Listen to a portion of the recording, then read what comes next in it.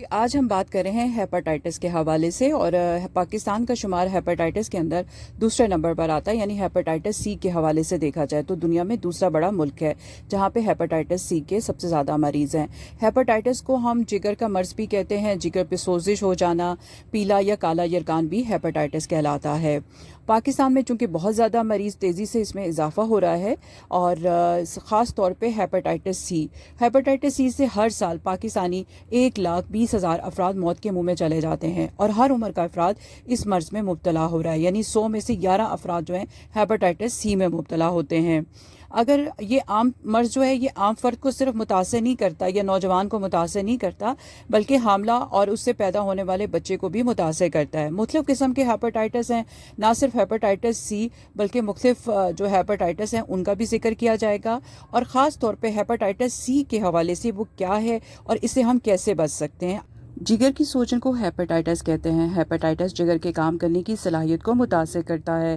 جگر جسم کا وہ حصہ ہے جو خوراک ہضم کرنے میں مدد کرتا ہے۔ یہ ٹاکسن اور فاضل مادہ کا اخراج کرتا ہے اور طاقت پیدا کرتا ہے۔ زیادہ تر ہیپاٹائٹس وائرس کی وجہ سے ہوتا ہے۔ طبی ماہرین کے مطابق ہیپاٹائٹس بی اور سی کے کیسز خطرناک حد تک پاکستان میں بڑھ چکے ہیں۔ دنیا میں دوسرے نمبر پر پاکستان ہے، جس میں ہیپاٹائٹس سی کے مریض زیادہ ہیں۔ پنجاب میں 9% آبادی ہیپاٹائٹس کا شکار ہو چکی ہے، جبکہ ملک میں 7 سے 8% لوگ ہیپاٹائٹس سی میں مبتلا ہیں۔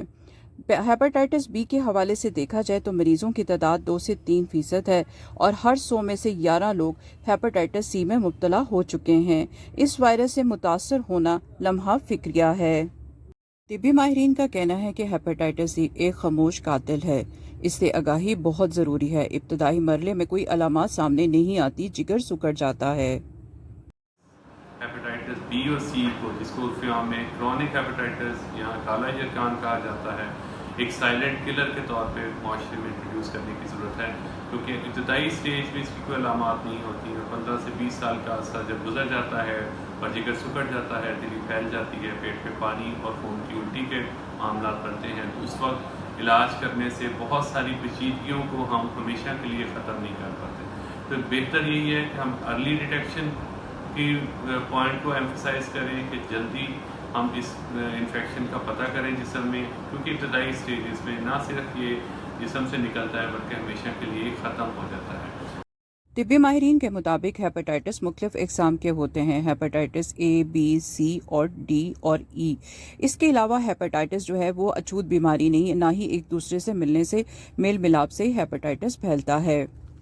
طبی ماہرین کے مطابق ہیپاٹائٹس بی اور سی کے ہر روز 1300 نئے مریض رپورٹ ہوتے ہیں، اور ہیپاٹائٹس ای سے 60,000 افراد، جبکہ ہیپاٹائٹس سی سے 1,20,000 افراد اور ہیپاٹائٹس اے سے 1 لاکھ کے قریب افراد موت کے منہ میں ہر سال چلے جاتے ہیں۔ ہمارے اس وائرس کا کھانے پینے سے کوئی تعلق نہیں ہے۔ اس میں کسی بھی غذا کا ہیپاٹائٹس بی اور سی کے پھیلاؤ میں یا بچاؤ میں تعلق نہیں ہے، کیونکہ یہ منہ کے ذریعے جراثیم جسم میں داخل نہیں ہوتا، اور مریض کے لیے ضروری ہے کہ اس کا کنگھی، دانتوں کا برش، ٹاول، ریزر، نیل کٹر اور جولری علیحدہ رکھی جائے۔ اس کے علاوہ اس کو اچھوت بنانے کی ضرورت نہیں ہے۔ اس کے ساتھ کھا پی سکتے ہیں، ہاتھ ملا سکتے ہیں، گلے مل سکتے ہیں۔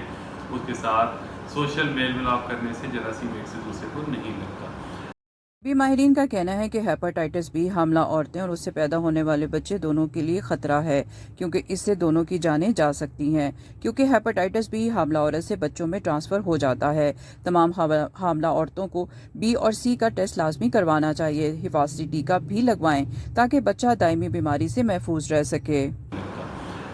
ماں سے بچے کو ٹرانسفر ہونے کا خطرہ خاص طور پہ ہیپاٹائٹس بی کا بہت زیادہ ہوتا ہے، تو اس کے لیے ضروری ہے کہ تمام حاملہ خواتین کو ہیپاٹائٹس بی اور سی کا ٹیسٹ کروایا جائے، اور اگر کوئی آئیڈینٹیفائی ہو جائے ہیپاٹائٹس بی اور سی کا پیشنٹ ہے تو اس کو بچے کو ٹرانسفر ہونے سے بچانے کے لیے اس کو نہ صرف ڈلیوری کے وقت اس ٹیم کو پتہ ہو کہ ہیپاٹائٹس بی ہے اس کو، بلکہ فوری طور پہ حفاظتی ٹیکے لگوائے جائیں، امیونوگلوبولنس لگوائے جائیں تاکہ بچے کو یہ ٹرانسفر نہ ہو۔ کیونکہ طبی ماہرین کا کہنا ہے کہ غیر متعلقہ جنسی تعلقات سے بچا جائے۔ جنسی تعلقات کے دوران کنڈوم کا استعمال کریں تاکہ یہ مرض پھیل یا دوسرے کو منتقل نہ ہو سکے۔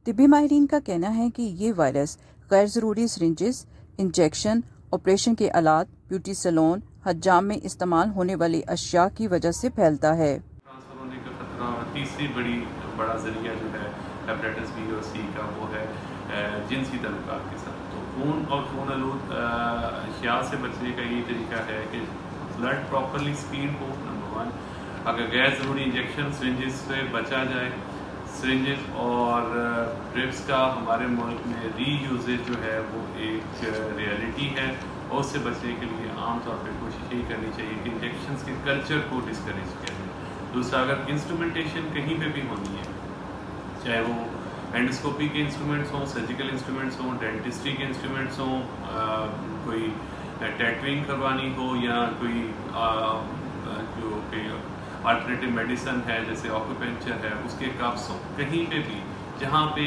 एक माइन्यूट क्वांटिटी ऑफ ब्लड भी, ज़रा बराबर भी ब्लड के अखराज का ज़रिया हो, चाहे वो ब्यूटी पार्लर हो, चाहे वो जाम का उसरा हो, तो उसमें कोशिश करनी चाहिए कि स्टरलाइजेशन और उसकी जो आगाही है, उस इंस्ट्रूमेंट की सफाई का ख्याल रखना बहुत ज़रूरी है, ताकि हम गैर ज़रूरी एक्सपोजर से बच सकें।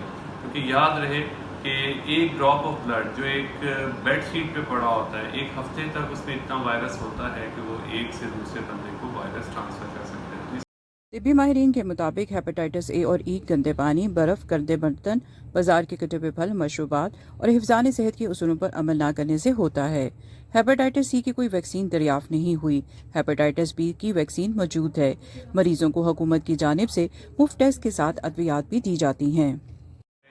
हेपेटाइटिस सी की कोई हिफाजती वैक्सीन नहीं है, लेकिन हेपेटाइटिस बी की हिफाजती वैक्सीन बहुत इफेक्टिव है। 95% केसेस में ये हमेशा के लिए वायरस को बचा लेती है, और वैक्सीन उन लोगों के लिए है जिनके अंदर जरासीम अभी नहीं गया, यानी ये हिफाजत के लिए है, कोई साइड इफेक्ट्स नहीं है। 3 डोजेस लगती हैं और फ्रीली पाकिस्तान में अवेलेबल है, हर एक को लगवानी चाहिए, और उसमें सुस्ती नहीं करनी चाहिए। ख़ास तौर पे वो लोग, वो प्रोफेशंस जो हेल्थ से रिलेटेड हैं, जिनके घर में कोई पेशेंट है हेपेटाइटिस का, उन लोगों के लिए कंपल्सरी वैक्सीन है। हेपेटाइटिस सी की दुनिया में कहीं वैक्सीन अभी बनी नहीं है, ना ही पाकिस्तान में अवेलेबल है। इससे वाहिद बचाव यही है कि इसके होने से, इसके जिस्म में दाखिले को रोका जाए। अवाम में हेपेटाइटिस से मुतल्लिक आगाही के लिए तिब्बी माहिरीन वॉक करते रहते हैं, ताकि अवाम में शऊर उजागर हो सके कि ये मर्ज कितना ख़तरनाक है। एहतियाती तदाबीर पर अमल करने से इस मर्ज से बचा जा सकता है।